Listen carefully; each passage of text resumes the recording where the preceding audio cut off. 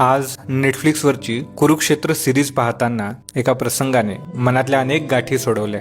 समोर आपल्या मुलाचा मारेकरी जयद्रथ होता, पण त्याच्यापर्यंत पोहोचण्याआधी अर्जुनाला द्रोणाचार्यांचा सामना करावा लागणार होता। द्रोणाचार्य अर्जुनासमोर उभे ठाकले, मला हरवल्याशिवाय तू पुढे जाऊ शकत नाहीस। इथे द्रोणाचार्यांनी अर्जुनासाठी मानसिक सापळा रचला होता। द्रोणाचार्यांना ठाऊक होतं अर्जुन आपल्या गुरूंवर कधीच प्राणघातक हल्ला करणार नाही।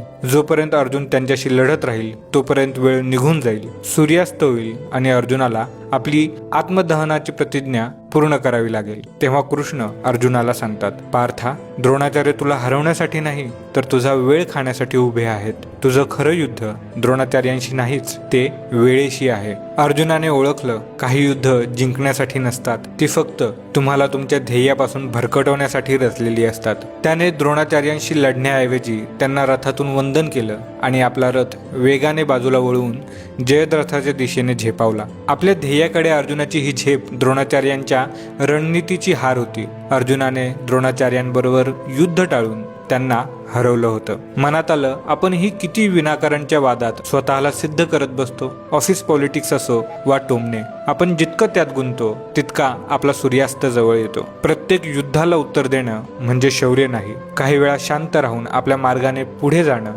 हाच समोरच्याचा सर्वात मोठा पराभव असतो।